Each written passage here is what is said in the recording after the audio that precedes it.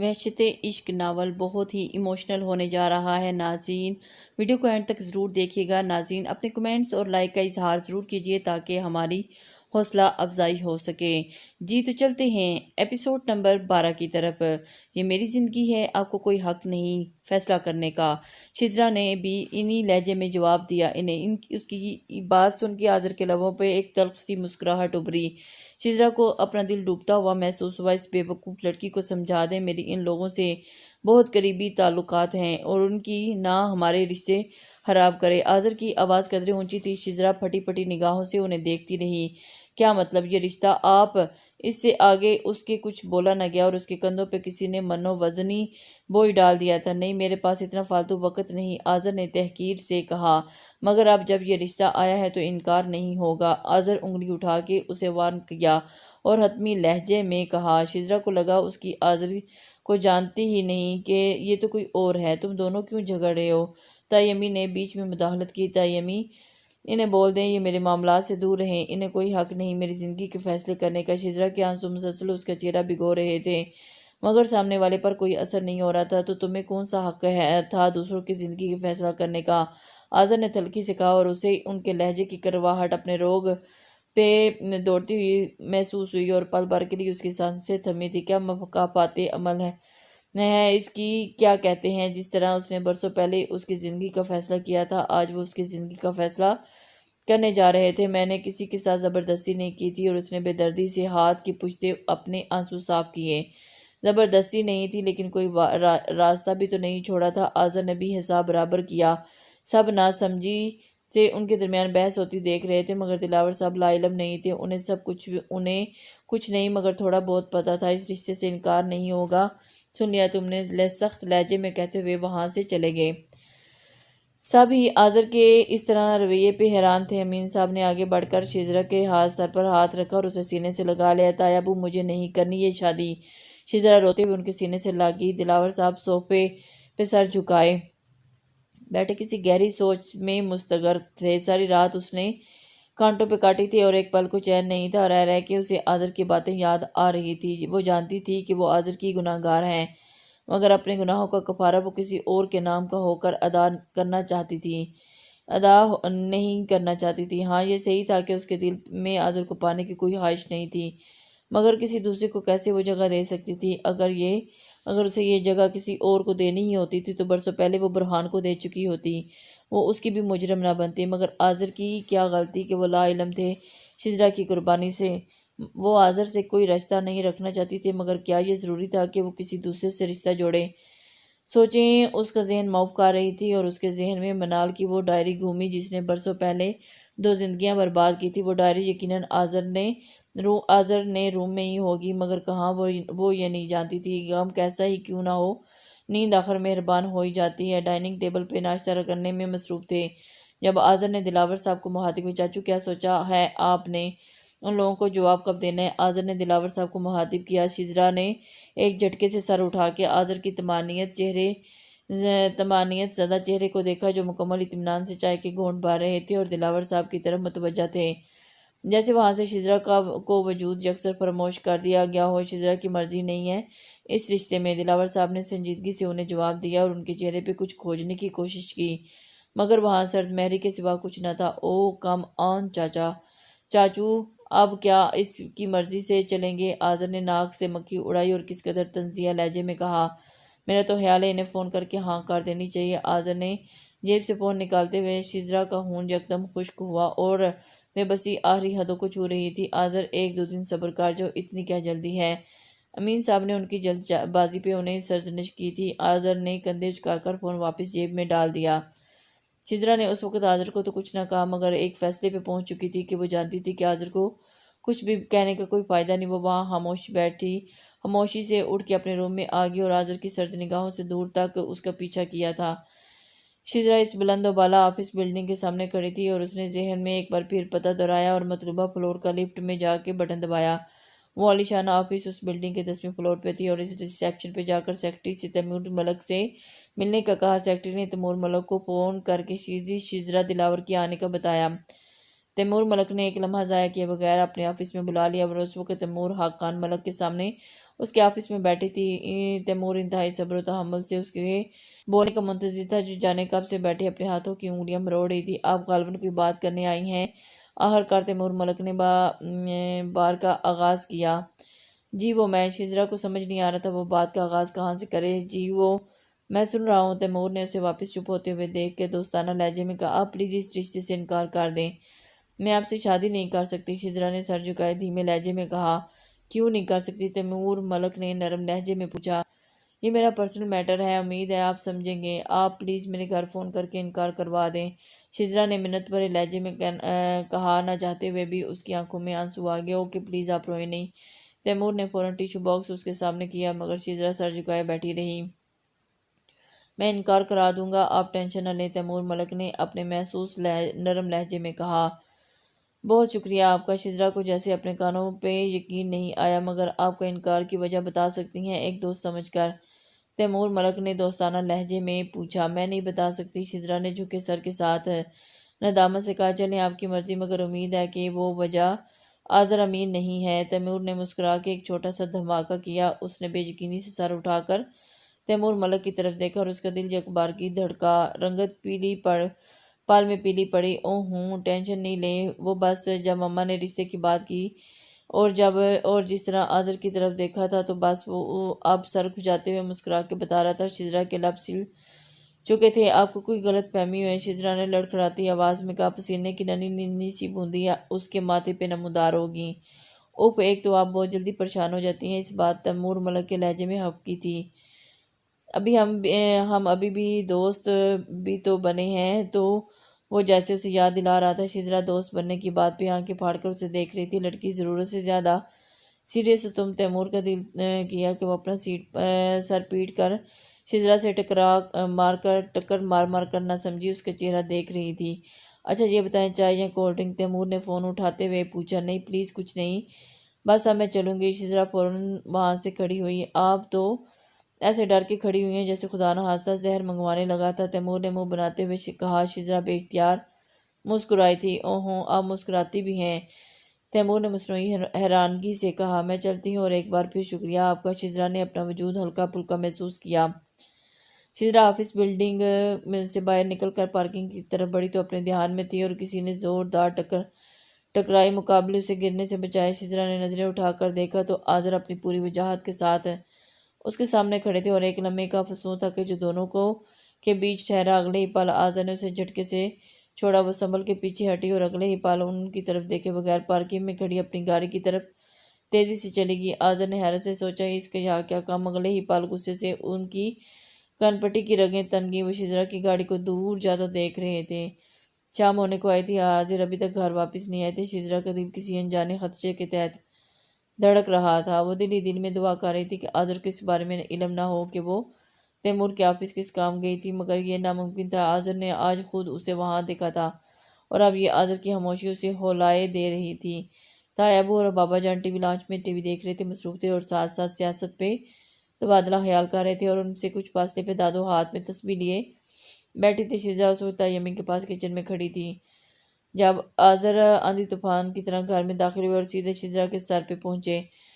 شجرا نے سہمی نگاہوں سے سر اٹھا کر انہیں دیکھا۔ ان کی آنکھیں شعلے برسا رہی تھی۔ کیا کرنے گئی تھی تم آج تیمور ملک کے آفس؟ آذر نے قدرے چلا کر درستی سے اس سے پوچھا۔ شجرا کوئی جواب نہ دے سکی، وہ بس ٹکر ٹکر آذر کا چہرہ دیکھ رہی تھی۔ میں کچھ پوچھ رہا ہوں تم سے۔ آذر نے اس کا بازو پکڑ کر اسے جھٹکا دیا۔ آذر پاگل ہو گیا ہو کیا؟ تائی ابو نے آگے بڑھ کر شجرا کا بازو آذر کی مضبوط گرپ سے چھڑوایا۔ پوچھے اس سے کیا کرنے گئی تھی تیمور ملک کے آفس؟ آذر کا غصہ کسی طور کم نہیں ہو رہا تھا، بس اس کا بس نہیں چاہ رہا تھا کہ سامنے کھڑی لڑکی کا دماغ ٹھکانے لگا دے۔ شجرا تم تیمور ملک کے آفس گئی تھی؟ تائی ابو نے کچھ نہ سمجھی اور حیرت سے اسے دیکھا اور زمین میں نظریں جمائے کھڑی تھی۔ آنسو اس کے گال بھگو رہے تھے۔ کیوں بیٹا بتاؤ مجھے، تائی ابو پیار سے اسے پوچھ رہے تھے۔ مجھے نہیں کرنی یہ شادی، شجرا نے روتے ہوئے کہا۔ کیوں نہیں کرنی شادی؟ جواب دو، آذر تلخ لہجے میں بول رہے تھے۔ شجرا نے نظریں اٹھا کر انہیں دیکھا جن کی آنکھوں میں صفاقیت تھی۔ یہ میری لائف ہے، آپ کون ہوتے ہیں مجھ سے سوال کرنے والے؟ شجرا کا جواب ضبط جواب دے گیا تھا۔ کیوں، کیا کمی ہے تیمور میں جو اسے شادی نہیں کرنا چاہتی؟ آذر ٹھنڈے لہجے میں سوال پوچھا اور اس کا جواب تو شجرا کے پاس بھی نہیں تھا۔ جواب دو ورنہ میں ابھی کال کر کے ہاں کر رہا ہوں، انہوں نے حتمی لہجے میں کہا، اور اس کی بات سن کے شجرا تڑپ ہی اٹھی۔ وہ دلاور صاحب کی طرف بڑھی۔ بابا مجھے نہیں کرنی شادی۔ شجرا بے تحاشا رو رہی تھی۔ آذر اگر تمہیں میری بیٹی کا وجود اس گھر میں اتنا ہی ناگوار گزر رہا ہے تو میں چلا جاتا ہوں یہاں سے اپنی بیٹی کو لے کے۔ دلاور صاحب نے آذر کو مخاطب کر کے ٹھنڈے لہجے میں کہا۔ آذر نے حیرت سے اپنے عزیز از چاچو کی طرف دیکھا۔ اگر مجھے اپنی بیٹی کی شادی اس کی مرضی کے خلاف کرنی ہوتی تو آج سے 6 سال پہلے اس کی شادی برہان سے کر چکا ہوتا۔ اسے یہاں سے بھیجنا نہیں، وہ دھیمے لہجے سے کہتے ہوئے آذر کو بہت کچھ جتا رہے تھے، اور آذر تو جیسے سن ہو گئے تھے۔ شجرا اپنا سامان پیک کرو، ہم یہاں نہیں رہیں گے، دلاور صاحب نے ضبط سے کہا، اور ان کے لیے یہ بولنا آسان نہیں تھا، مگر جو دل پہ گزری سو گزری۔ دلاور ہم آرام سے بیٹھ کے بات کرتے ہیں، غصے میں کوئی فیصلہ نہیں کرو، اس خیر پر تمہارا بھی برابر کا حق ہے۔ کیوں جاؤ گے تم یہاں سے، اس گھر سے؟ امین صاحب نے دلاور کو سمجھاتے ہوئے رسان سے کہا۔ نہیں، جہاں میری بیٹی کو آنسو ملے میں وہاں نہیں رکوں گا، میں کل سے یہ تماشا دیکھ رہا ہوں۔ جب شجرا نے ایک بار منع کر دیا ہے تو بار بار یہ بات کیوں اٹھائی جا رہی ہے؟ دلاور صاحب مستقل آذر پہ برس رہے ہیں۔ یہ آذر ان کے سامنے سر جھکائے کھڑے تھے۔ ایک تو بیٹی چلے گی، کیا دوسری کو بھی جیتے جی مار دوں؟ ان کی آواز پورے گھر میں گونج رہی تھی۔ شاید یہ زندگی میں پہلی بار تھا جب آذر پہ چلا رہے تھے، اور آج سے پہلے انہوں نے آذر کو کبھی سخت لہجے میں بات نہیں کی تھی۔ آذر ان کے بیٹوں سے بڑھ کے تھے، اور آج اپنی بیٹی کے آنسوں نے انہیں یہ سب کرنے پہ مجبور کر دیا تھا۔ آذر نے کہہ آلود نگاہوں سے شجرا کی طرف دیکھا اور بنا کچھ کہے پلٹے گھر سے نکل گئے۔ یمی انہیں پیچھے سے آوازیں دیتی رہ گی، جانے رات کے کس پہر آذر گھر لوٹے۔ وہ سیدھا دلاور صاحب کے روم میں کی طرف بڑھے۔ وہ جانتے تھے کہ اس وقت جاگ رہے ہوں گے۔ انہوں نے دروازے کا لاک گھمایا اور دروازہ بنا آواز کے ہی کھلتا چلا گیا، اور اندر داخل ہوئے۔ دلاور صاحب ریکنگ چیئر پر آنکھیں موندے بیٹھے تھے، اور آہستہ آہستہ قدم اٹھاتے ان کے سامنے جا کھڑے ہوئے، اور گھٹنوں کے بال ان کے قدموں میں بیٹھ کے، اور دلاور صاحب نے آنکھیں کھول کے انہیں نہیں دیکھا مگر پلکوں میں ایک موتی ٹوٹا، اور اب آذر ان کے گھٹنوں کے اوپر سر رکھ کے خاموشی سے بیٹھے تھے۔ بہت دیر تک دونوں کے بیچ خاموشی حائل رہی، اور ایسی پہلی بار تھا جب چاچو بھتیجے کے بیچ بہت دیر تک خاموشی رہی۔ "آئی ایم سوری چاچو، پلیز آپ ناراض نہ ہوں"۔ آذر نے اسی پوزیشن میں ان کے گھٹنے پہ سر رکھ کر کہا، مگر دلاور صاحب نے کوئی جواب نہ دیا۔ "چاچو پلیز ناراضگی ختم کریں"، آذر نے سر اٹھا کے منت بھرے لہجے میں کہا۔ دلاور صاحب نے آنکھیں کھول کے انہیں دیکھا، اور اس وقت وہی 10 سالہ آذر جو اپنی ہر چھوٹی چھوٹی بات ان سے شیئر کرتے تھے، مگر وقت بہت کچھ بدل دیا۔ شجرا کے جانے کے بعد ان دونوں کا رشتہ بھی ویسا نہیں رہا تھا۔ دلاور صاحب کو پوری بات تو نہیں پتہ تھی، مگر اس رات جب آذر نے شجرا کو یہاں سے جانے کا کہا تو وہ صرف یہی جانتے تھے کہ آذر شاید شجرا کو پسند کرتے ہیں، اور آذر اور شجرا کے درمیان ضرور کچھ ہے، مگر منال کی شادی شدہ زندگی کا سوچ کر وہ اس بات کو زبان پر نہ لانے کی ہمت نہیں کر سکے۔ جب شجرا نے ان سے جانے کی بات کی تو انہوں نے بیٹی کے گھر بچانے کے لیے دوسری بیٹی کو جانے کی اجازت دے دی، مگر وہ ہر پل اسی احساس ندامت میں جلے تھے کہ بیٹی کے لیے دوسری کو خود سے دور کر دیا۔ مگر آج جب آذر اور شجرا کو ایک دیکھنا چاہتے تھے تو آذر کا شجرا کے ساتھ یہ رویہ دیکھ کر آگے بڑھنے سے روک رہا تھا۔ "چاچو، میں نے کبھی نہیں چاہا آپ ہمیں چھوڑ کے جائیں، آپ بغیر نہیں رہ سکتے، آپ جانتے نہیں نا"، آذر ان سے پوچھ رہے تھے یا انہیں بتا رہے تھے۔ "میں اپنی بچی کو روتے ہوئے نہیں دیکھ سکتا"، دلاور صاحب وہ بوڑھے باپ لگ رہے تھے جو اپنے بچوں پہ دنیا کا کار بیٹھے ہوں۔ شجرا کا تذکرہ سن کر آذر کے لب پیچھے تھے۔ "آپ مجھے معاف کر دیں"، آذر نے ان کا ہاتھ پکڑ کے کہا۔ "میں تم سے ناراض نہیں ہوں"، دلاور صاحب نے نرم لہجے میں کہا۔ آذر نے اپنے بالوں میں ان کا ہاتھ کا لمس محسوس کیا۔ دلاور صاحب اس وقت دادو کے کمرے میں بیٹھے تھے۔ جب دادو نے ان کی خاموشی نوٹ کر کے ان سے سوال کیا، "کیا ہوا دلاور، اتنے خاموش کیوں بیٹھے ہو"؟ دادو نے اپنے بیٹے کے اترے چہرے کی طرف دیکھا جو کسی گہری سوچ میں گم سر جھکائے بیٹھے تھے۔ "بس شجرا کی وجہ سے پریشان ہوں"، انہوں نے اپنی پریشانی کی وجہ بتائی۔ "کیوں پریشان ہو"؟ "میری بچی کی وجہ سے"، دادو نے اپنی اینک درست کرتے ہوئے پوچھا۔ "اماں، اس کی پڑھائی مکمل ہو چکی ہے، اب اس کی شادی کی عمر بھی ہو چکی ہے، اور وہ کسی بھی رشتے پہ راضی نہیں ہے، اور میں اس کی مرضی کے بغیر کچھ کرنا نہیں چاہتا"، دلاور صاحب نے اپنی پریشانی کی اصل وجہ بتا دی۔ "ہاں، بہت خاموش رہتی ہے میری بچی، پتہ نہیں اسے اتنی سی عمر میں کون سا روگ لگائے بیٹھی ہے، اس کی عمر کی لڑکیاں کیسے تتلیوں کی طرح ہنستی کھیلتی پھرتی ہیں"، دادو نے ایک ٹھنڈی آہ بھری اور ہوا کے سپرد کی۔ دادو دروازے پہ کھڑی دایا ابو اور دایا امی نے ان کی باتیں سنی تھی۔ "فکر نہیں کرو، سب ٹھیک ہو جائے گا"، امین صاحب نے ان کے کندھے پہ ہاتھ رکھ کر انہیں تسلی دی۔ ہاں بھائی صاحب، شزرا بچی ہے، مان جائے گی، وہ شادی کے لیے۔ سلمہ نے بھی انہیں تسلی دی۔ دلاور مجھے تم سے کچھ بات کرنی تھی۔ امین صاحب نے تمید بادی۔ جی بولے بھائی جان۔ دلاور صاحب پوری طرح ان کی طرف متوجہ تھے۔ ہم آذر کے لیے شزرا کا ہاتھ مانگنا چاہتے ہیں۔ امین صاحب نے سر جھکائے کہا، اور جیسے ہی بھائی صاحب، شزرا مجھے بیٹیوں کی طرح عزیز ہیں، اگر آپ اس رشتے کے لیے ہاں کر دیں تو مجھے بہت خوشی ہوگی۔ سلمہ تائی نے بھی امید بھرے لہجے میں کہا، بھائی جان آپ کا ہر حکم سار آنکھوں پر، مگر اس بارے میں ایک بار آذر سے رائے لے لیں۔ دلاور نے بغیر کسی حیل و حجت کے کہا، اور پرسوں پہلے جب منال کی محبت میں انہوں نے شزرا کو خود سے دور ہو جانے دیا تھا تو وہ شاید ناانصافی کی بھرپائی کرنا چاہتے تھے۔ امین صاحب نے آگے بڑھ کر اسے گلے لگا لیا۔ آذر مجھے تم سے کچھ بات کرنی ہے۔ تائی امی دودھ کا گلاس لے کے آذر کے روم میں داخل ہوئی تو آذر بیڈ پہ ٹانگیں پھیلائے لیپ ٹاپ میں مصروف تھے۔ جی امی جان بولیں۔ انہوں نے سر اٹھائے بغیر مصروف سے انداز میں کہا، تمہیں اب شادی کر لینی چاہیے۔ تائی امی نے تمہید باندھی۔ آذر نے بے تاثر چہرے کے ساتھ گردن ہلائی۔ تمہیں کوئی پسند ہے تو بتاؤ، انہوں نے جھجکتے ہوئے پوچھا۔ نہیں کوئی نہیں، انہوں نے حتمی لہجے میں کہا۔ آج ذہن کے پردے پہ کسی کی شوبھا نہیں لہرائی تھی، یا انہوں نے خود پہ بند باندھ لیا تھا۔ ہم چاہتے ہیں کہ تم شزرا سے شادی کر لو۔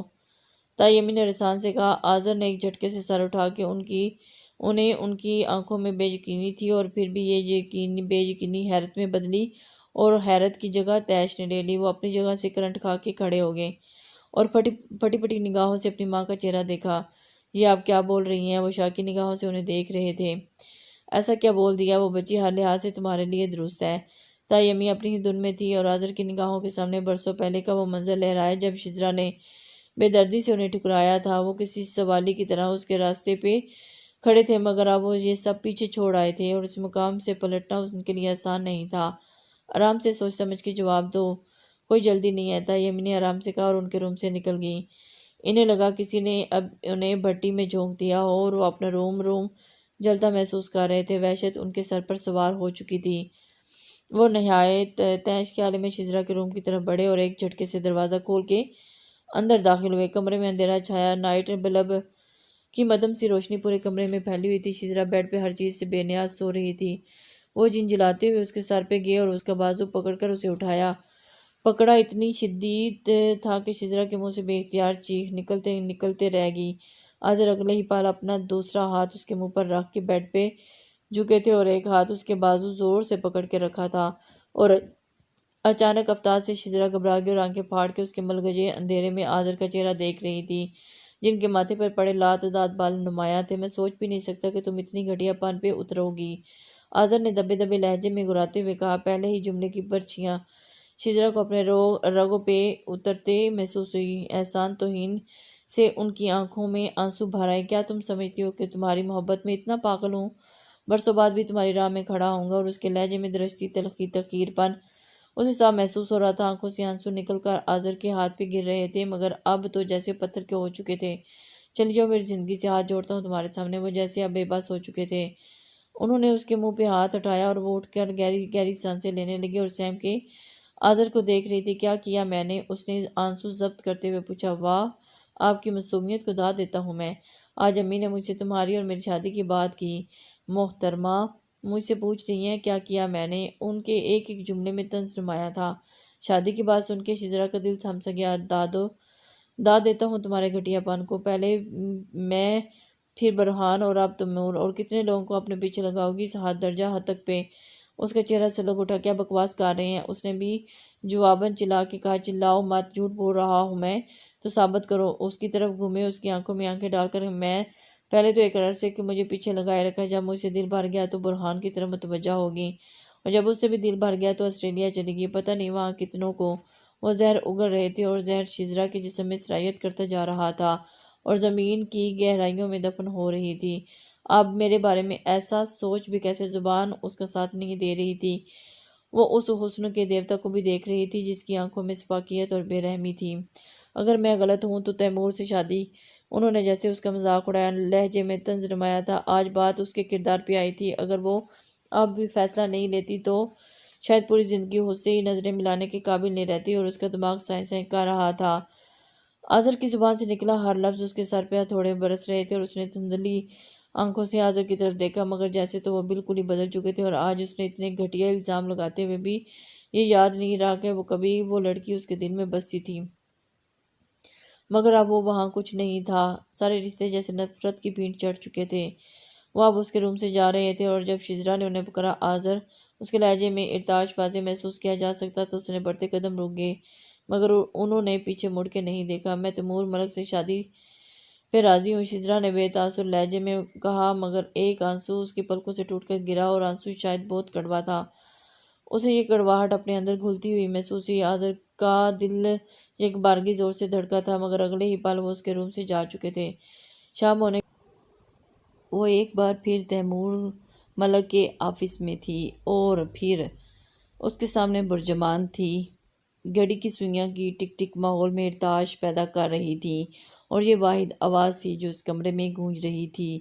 تیمور کے بالکل پیچھے بنی گلاس وال کے پار غروب آفتاب کا منظر نمایاں تھا، اور اسے قسمت آج پھر وہاں لے آئی تھی جہاں آنے کا دوبارہ تصور بھی نہیں کر سکتی تھی۔ تیمور ملک اپنے شاندار آفس نے اس کے سامنے بیٹھے پیپر ویٹ گھماتے ہوئے ایک نگاہ اس پہ ڈال لیتے، جو جب آئی بس خاموش ہی بیٹھی تھی، نظر اٹھا کر ایک بار بھی تیمور کی طرف نہ دیکھا، اور تیمور اپنے آفس کو نہایت دلچسپی سے دیکھنے میں مگن تھا، جیسے وہ پہلی بار ہی آفس آیا ہو۔ 15 منٹ اور گزر گئے اور اس نے اپنے دل میں سوچا، مگر زبان پہ لانے کی غلطی نہ کر سکا۔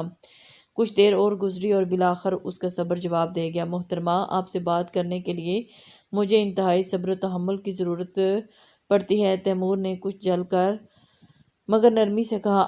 ہاں، شزرا نے نہ سمجھی سے اسے دیکھا۔ آپ یہاں کچھ بولنے آئی ہیں نا، تو بات کریں نا، میں تو انتظار کی سولی پہ لٹک کے آدھا ہو گیا ہوں۔ تیمور نے برے برے منہ بنا کے کہا، جی وہ میں، شزرا نے بال کان کے پیچھے کرتے ہوئے بات کا آغاز کیا، جی میں سن رہا ہوں۔ اسے واپس چپ ہوتے دیکھ کر تیمور نے جلدی سے کہا، مبادا پھر وہ کہیں انتظار ہی نہ کرنا پڑے۔ میں آپ سے شادی کرنا چاہتی ہوں، شزرا نے روانی سے کہا، اور اس ایک جملے کو بولنے کے لیے وہ کب سے ہمت جمع کر رہی تھی، اور جب یہ جملہ اس کی زبان سے ادا ہوا اور ایسا لگا کہ اس کے سر پہ کوئی بوجھ ہٹ گیا ہو، تیمور کو لگا کہ اس کے پاس کوئی چھوٹا بم پھٹا ہو۔ وہ اپنی جگہ سے اچھلا اور بے یقینی سے شزرا کو دیکھا۔ کیا میں مان لوں یہ بات آپ اپنے ہوش و حواس میں بول رہی ہیں؟ تیمور نے مشکوک نگاہوں سے اس کی طرف دیکھا۔ شزرا نے اس بات سے سر ہلا دیا۔ تو اس دن آپ نے منع کیوں کیا؟ اسے جیسے اب تک کی شزرا کی بات پہ یقین نہیں آیا۔ اس وقت میں شادی نہیں کرنا چاہتی تھی، شزرا نے ایک الگ دلیل پیش کی۔ اب کرنا چاہتی ہیں؟ تیمور نے حیرت سے پوچھا۔ اس بار بھی شزرا نے اس بات میں سر ہلا دیا۔ وہ آذر، تیمور نے کچھ بولنا چاہا۔ آپ کو کوئی غلط فہمی ہوئی ہے، ایسی کوئی بات نہیں ہے، وہ بس یہ رشتہ میرے لیے متوقع نہیں تھا، اس لیے میرا رد عمل ایسا تھا، شزرا نے خود کو سنبھالتے ہوئے کہا۔ شزرا، تیمور کے لبوں پہ مسکراہٹ دوڑی تھی۔ اوہ اچھا، آپ نے اس دن میری بات کی نفی نہیں کی تھی، تیمور نے جیسے کچھ سمجھتے ہوئے کہا۔ شزرا کچھ بول نہ سکی۔ بس میں تھوڑا پریشان تھی، شزرا نے انگلیاں مروڑتے ہوئے کہا۔ ویسے اپنی شادی کی بات پہ لڑکیاں شرما جاتی ہیں، اور ایک آپ ہیں، تیمور نے اس طرف جھکتے ہوئے شرارت سے کہا، اور سر جھکا کے رہ گئی۔ ایک بار پھر دونوں کے بیچ خاموشی ٹھہر گئی۔ آپ نے جواب نہیں دیا، شزرا نے کچھ دیر جھجکتے ہوئے پوچھا۔ کون سا سوال؟ تیمور نے نہ سمجھی سے اسے دیکھا۔ شادی کا، اور اب اس سے بولنا دوبھر ہو رہا تھا۔ وہ تو آپ لوگ جواب دیں گے نا، ماما تو روز بابا سے بولتی ہیں، دلاور انکل کو فون کر کے پوچھیں۔ تیمور نے سیٹ سے ٹیک لگاتے ہوئے سنجیدگی سے کہا، آپ کو کوئی اعتراض تو نہیں؟ شزرا نے اپنے دل میں آیا ہوا جملہ بالآخر بول دیا۔ مجھے کیوں اعتراض ہوگا؟ تیمور نے مسکراتے ہوئے کہا۔ میں نے پہلے انکار کر دیا تھا، شزرا نے سر جھکائے کہا، شرمندگی سے، اور اس کا سر نہیں اٹھ رہا تھا۔ وہ تو میں کب بھول گیا تھا، تیمور نے اس کا چہرہ نظروں کے حصار میں لیتے ہوئے کہا۔ تھینک یو سو مچ، شزرا نے اپنی آنکھوں میں آئی نمی کو پیچھے دھکیلا جو تیمور کی نگاہوں سے چھپی نہ رہ سکی۔ آیا دوستوں میں تھینک یوں نہیں ہوتا، تیمور نے مسکراتے ہوئے کہا۔ شزرا کچھ بول نہ سکی۔ ویسے آپ کیسے آئیں؟ مطلب میرا مطلب کہ ڈرائیور کے ساتھ یا خود؟ تیمور نے کچھ سوچتے ہوئے پوچھا۔ جی میں گاڑی خود ڈرائیو کر کے آئی ہوں، شزرا نے دھیمے جواب دیا۔ اوہو، بڑی ہو، کوئی خشک مزاج لڑکی ہو، تیمور نے اس کی اٹھتی گرتی پلکوں، سیاہ پلکوں کی ڈوریوں میں الجھتے ہوئے کہا۔ کیا مطلب؟ اس نے نہ سمجھی سے پوچھا۔ میرا مطلب کہ ساتھ میں ڈنر کر لیتے اور میں گھر چھوڑ دوں گا۔ تیمور نے مسکراتے ہوئے بتایا، نہیں ابھی مجھے گھر جانا ہے۔ پھر کبھی اس نے شائستگی سے معذرت کی اور جانے کے لیے اٹھ کھڑی ہوئی۔ اوکے، میں آپ کو پارکنگ تک چھوڑ تو سکتا ہوں؟ تیمور نے اس کے ساتھ اٹھتے ہوئے کہا، جی بالکل۔ اور وہ گھر پہنچی تو سب لوگ ہال میں جمع تھے۔ اس نے سب کے پریشان حال چہروں پہ ایک نگاہ دوڑائی اور آہستہ آہستہ چلتے ہوئے اندر آئی۔ کہاں تھی بیٹا؟ آپ سب کتنا پریشان ہوئے تمہارے لیے۔ اسے دیکھتے ہی دلاور صاحب اپنی جگہ سے کھڑے ہوئے اور اس کے یوں غائب ہو جانے کی وجہ پوچھی۔ اس نے ایک نظر ان کے پریشان حال چہرے کی طرف دیکھا اور ایک ٹھنڈی ہوا کے سپرد کی۔ میں تیمور ملک سے ملنے گئی تھی، اس نے سپاٹ لہجے میں کہا اور ڈائننگ ٹیبل کی طرف بڑھی۔ سب نے ناسمجھی سے اسے دیکھا۔ آذر جو لاتعلقی سے ٹی وی کے چینل بدل رہے تھے، ایک پل کو نظریں ترچھی کر کے اس کی طرف دیکھا۔ کیوں ملنے گئی تھی؟ امین صاحب نے انجانے خدشے کے تحت پوچھا تھا۔ آپ انہیں فون کر کے ہاں بول دیں، میں تیمور ملک سے شادی کرنے کے لیے راضی ہوں۔ پانی کا گھونٹ بھر کے گلاس ٹیبل پہ رکھا، آسودگی سے سب کی طرف دیکھ کے سب کے چہروں پہ تفکر کی لکیریں ابھی تھیں۔ آذر کو اپنی دھڑکنیں خاموش ہوتی محسوس ہوئیں، لیکن کل تک تو تم تائی امی نے ایک شکوہ کنار نگاہ آذر پہ ڈالی جو سپاٹ چہرے کے ساتھ وہاں موجود تھے۔ کل تک نہیں تھی لیکن اب راضی ہوں، وہ اعتماد سے بول رہی تھی، بول کے رکی نہیں، وہاں سے چلی گئی تھی۔ آذر کی نظروں نے دور تک اس کا پیچھا کیا تھا۔ دلاور صاحب نے شکایتی نظروں سے امین صاحب کو دیکھا اور امین صاحب شرمندگی سے نگاہیں جھکا گئے۔ وہاں موجود ہر شخص جانتا تھا کہ شجرا کے ہاں کرنے کے پیچھے کس کا ہاتھ ہے، اور وہ سب ایک دوسرے کو تکتے رہ گئے۔ آذر کو لگا کہ کسی نے ان کے سر سے محبت کے ٹھنڈے بادل ہٹا کر انہیں بے اعتنائی کی دھوپ میں ڈال دیا ہو۔ شجرا کا پرسکون لہجہ ان سے ہضم نہیں ہو رہا تھا۔ وہ تو اسے اپنے سامنے روتے بلکتے دیکھنا چاہتے تھے، مگر وہ تو کسی ٹھہری ہوئی جھیل کی طرح پرسکون تھی، اور وہ اسی بے اعتنائی کی دھوپ میں اپنے آپ کو جلا رہا تھا۔ کیا کر رہی ہو بیٹا؟ دلاور صاحب نے درازی ناک کو کر کے اندر آتے ہوئے پوچھا۔ آئیں نا بابا، وہاں کیوں کھڑے ہیں؟ شجرا نے ایک بند کر کے سائڈ پہ رکھتے ہوئے کہا۔ دلاور صاحب آ کے اس کے برابر میں بیٹھ گیا۔ پریشان کیوں ہیں بابا؟ شجرا نے ان کے پریشان چہرے کو دیکھتے ہوئے کہا، کیا تم دل سے راضی ہو تیمور ملک سے شادی کے لیے؟ انہوں نے لفظوں کا چناؤ کرتے ہوئے پوچھا۔ جی بابا، میں دل سے راضی ہوں۔ شجرا نے مسکراتے ہوئے ان کے چہرے کے ہاتھ اپنے ہاتھ میں دھرا اور مجھے کچھ بات کرنی تھی۔ دلاور صاحب نے تمہید بادے جی بولے، وہ پوری طرح سے ان کی طرف متوجہ تھی۔ کیا آذر اور تمہارے بیچ؟ انہوں نے دانستہ جملہ ادھورا چھوڑا اور انہیں سمجھ نہیں آ رہا تھا کہ وہ اپنی بیٹی سے اس بارے میں کیسے پوچھیں۔ شجرا نے چونک کر ان کی طرف دیکھا اور اس کا دل یک بارگی دھڑکا۔ کیا مطلب؟ اس نے لرزتی آواز میں پوچھا۔ نگاہیں شرمندگی کے بوجھ تلے دب گئی۔ بنال اور آذر کی شادی کی رات میں نے آپ دونوں کی گفتگو سنی تھی، جب آذر آپ کو یہاں سے جانے کے لیے بول رہا تھا۔ دلاور صاحب نے سر جھکائے بتایا۔ بہت ضبط کے باوجود بھی پلکوں سے ایک موتی ٹوٹے دلاور کے ہاتھ پہ گرا اور اب اسے لگا کہ وہ کبھی بھی اپنے بابا کے سامنے سر نہیں اٹھا سکے گی۔ کیا آذر آپ کو پسند کرتا تھا؟ انہوں نے ٹھہرے ٹھہرے لہجے میں پوچھا۔ اس نے اس بات میں سر ہلا دیا اور دلاور صاحب نے اذیت سے آنکھیں بند کر لیں اور آپ ان کی نظریں اپنے ہاتھوں پہ جمی تھی جہاں شجرا نے آنسو ٹوٹ کر گر رہے تھے، اور اس بار کچھ نہ بول سکی، بس سر جھکائے روتی رہی۔ تو آپ نے بتایا کیوں نہیں کسی کو؟ جب آپ دونوں ایک دوسرے کو پسند کرتے تھے تو کیا وجہ تھی اس سب کی؟ انہوں نے ناسمجھی سے پوچھا۔ آپ بھی آذر کو پسند کرتی اور سب گھر والے بھی چاہتے تھے تو میں راستے سے ہٹ گئی۔ ویسے بھی میرے لیے سب سے پہلے آپ ہی کی خوشی ہے۔ اس نے سر جھکائے جیسے اپنے گناہوں کا اعتراف کیا، اور اس کی یہ قربانی اس کے لیے تو گناہ ہی بن گئی تھی جس کی سزا اس نے پوری زندگی کاٹنی تھی۔ دلاور صاحب کو لگا کہ کسی نے اس کا دل چیر کے رکھ دیا ہو۔